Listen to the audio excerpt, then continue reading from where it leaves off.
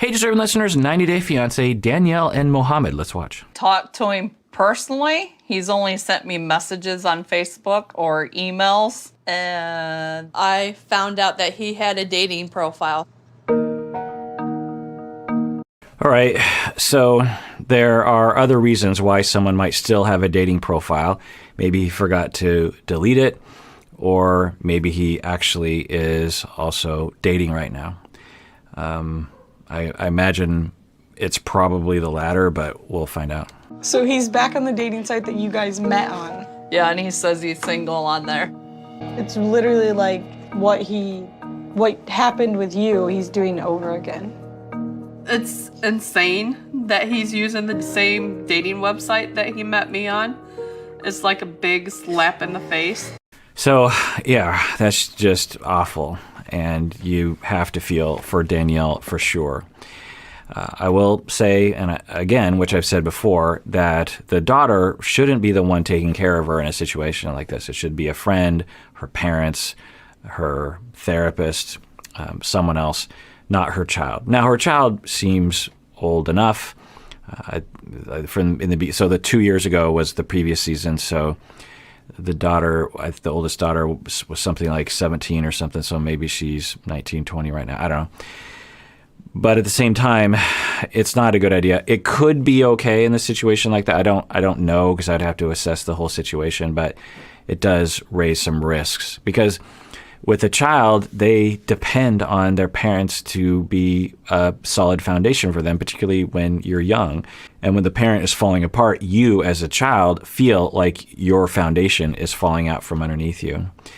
Also, you can resent it as a child. You could feel like, look, especially if it's so frequently one directional, if you're always taking care of your parent, you feel like, how come, I have things going on in my life too, and you're such a wreck that you're never able to take care of me. I have no idea if that's what's happening right here, but I'll just comment on there's a bit of a risk right now. I never really trusted him from the beginning anyways. I kind of tried to be nice to him, and then within, a month he started screaming at you and stuff. Listen to me. All this drama is not gonna help. When I want to talk about something, you don't ever want to talk about it. You don't understand anything. Interesting. So this is lending itself to my hypothesis of the narrative that he came to the States with at least a small amount of hope that maybe things would work out between him and Danielle, but most of him was thinking it probably wouldn't. That's a pretty big accusation, but I don't know that for sure. But this is one story, one hypothesis that I have.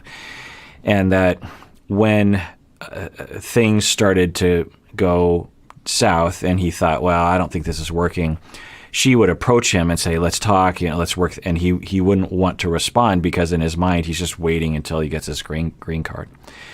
There's another hypothesis here as well, that he has tremendous attachment issues and relationship issues himself. Maybe he doesn't have healthy relationships modeled to him, and he really struggles with how to communicate and maybe if he did have a better way of communicating, maybe things would have worked out. But I don't know. There's just a lot of things pointing toward, from the beginning, most of him, or at least a good portion of him, was thinking, nah, I don't think this is going to work, but I'll get to live in the United States. It certainly seems that way, doesn't it? Making me feel good about stuff and give me advice. I'm getting really tired of this place. I'm not you. Don't belong there. Yeah, because I'm not used to being in small towns. Now I'm trying to fix my life, and I am planning to move to Miami with Louisa. There's tons of opportunity. Well, he's moving on fast, and it looks like it's over. I don't know why I thought there was a chance that things would work out between him and Danielle, but it looks like it is over. Is it over? Because we're in the beginning of, so this is the second season that they're on. It's happily ever after. So usually they have episodes where they're trying to be happily ever after. Has that question, because the title of the show is Happily Ever After with a question mark. Has the question been answered? And it's been a real struggle. So if I pay last month and then pay this month, will it be okay to be turned back on then? I think he's trying to hurt me because he says I've made his life miserable since he's been here. And I haven't. I've done nothing but support the man. All right, so according to her, she's saying she's done nothing but support him. So there's and I've been saying from the beginning of hearing these two different stories, there's various different possibilities. One is that Danielle is completely innocent and Mohamed is completely lying and just making up things about her so it can justify him leaving her and can make himself look like he's not an evil villain. On the other end of the spectrum, he is telling the truth, and she, behind the scenes, is abusive and out of control, irrational, hostile. It's possible, but doesn't seem likely, but it's possible. We can't know that.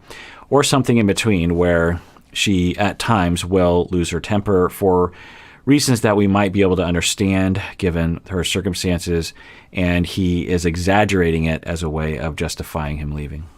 Hey, deserving listeners, as y'all know, I am constantly recommending that people go to therapy. We all need therapy from time to time. Well, one of the options available that is definitely worth checking out is BetterHelp. If you're looking for a therapist, I would give it a try by going to betterhelp.com/Kirk. Make sure you use the promo code Kirk because you get 10% off your first month, and it really helps us out. As you watch these videos, I know many of you have been motivated to find your own therapist, which is great because you deserve it. And I know also that it can be hard to find a good fit, find the right one for you. Well, one of the options available in terms of your shopping is to go to betterhelp.com/Kirk. I've been told you can start communicating with your therapist in under 24 hours. You can message your counselor at any time. Plus, you can schedule weekly video or phone sessions. I've also been told that it's often less expensive than in-person therapy, and you should know that this service is available to clients worldwide. So go to betterhelp.com/Kirk to get 10% off your first month today. Just came in and he didn't care about anything that happened with us. It was just about getting the green card. He wanted the rewards of being in that relationship with actually participating in the relationship, I guess you could say. He didn't go out and get a job till the very last second. But then even when he had a job, he still never helped pay anything. Interesting. So the kids are saying that he waited to the last minute to get a job, and that when he did get a job, he didn't help with paying anything. Now, they just got done saying that the utilities were in his name, so I don't know if that's an accurate accusation. Who knows? But this is also concerning because the kids are aware of what's happening between Danielle and Mohamed, and they're very wrapped up in it. They're very impacted by it, and hopefully they'll be resilient. They seem like they're handling it okay, but in a more optimal world, the kids wouldn't know about what all this drama and everything that's happening between the parents. I wish things would have turned out different and he would have put in the effort to make this work. But instead, he takes the coward way out. He took control of our whole life because, he was basically in control of you might as well say, because you bowed down to everything that he wanted. Sometimes I feel like I've let you guys down because of everything that's happened. You think? You think? Yeah. I don't know how the kids feel about it, but if I were in their shoes, if I was in their shoes, I would feel like, Mom, get it together. What were you thinking? One, if you want to date him for a while, sure, but you got married so quickly. Knock it off. It was completely disruptive to our life. He moved into our house, and now we have to deal with this all, and I have to watch you. And then the kids were also saying that she was completely submissive to him. That can't be pleasant to watch, which also points toward a potential history of trauma that she's been through, Danielle's been through, where she had to be submissive. Maybe that's a very comfortable place for her to be, that she was forced to be in the past, maybe as a child, as an adult, or both. But yeah, let's see what the kids say. It was supposed to be better with Mohamed, and it didn't turn out to be better. I think we're worse off now than before he came. We'll get back to that point without him. I loved my husband, and I wanted my marriage to work. So I always tried to give Mohamed the benefit of the doubt. And that's great. You fell in love with someone. It happens. People fall in love when you have kids.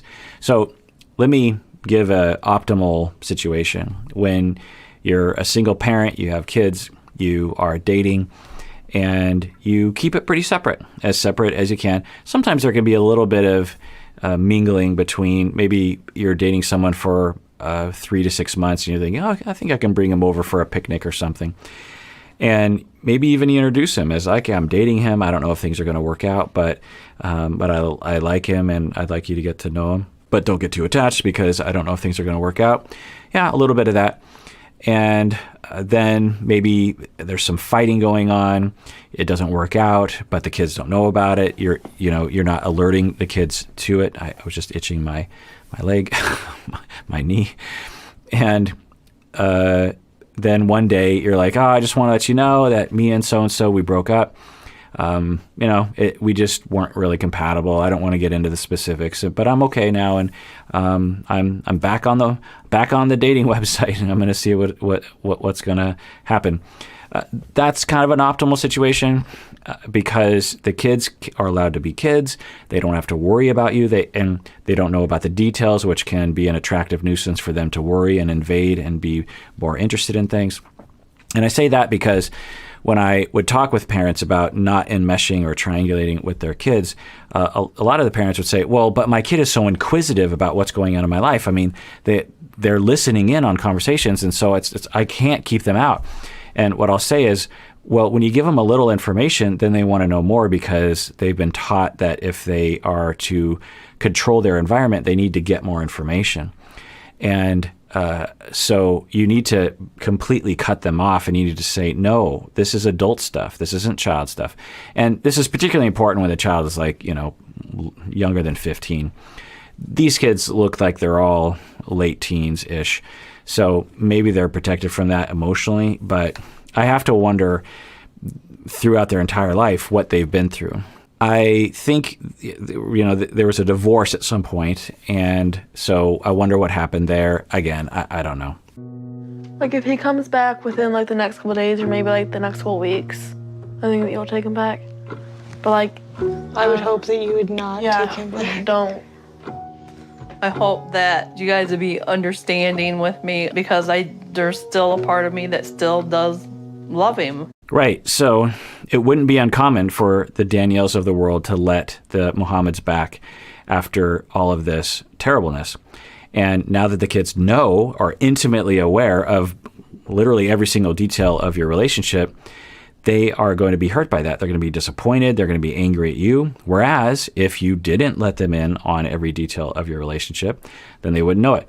Now, she married him and he moved in, I would say prematurely, before she knew that they were compatible together.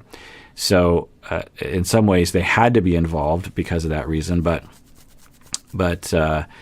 I worry about these kids, about them losing respect for their mom, about them. Because just imagine, after all this, Mohamed moves back in, and she's all lovey-dovey with him and submissive to him again. Imagine just how much, respect you would lose for your mom. Imagine how angry you would be at the world and how powerless you would feel. It would be pretty awful.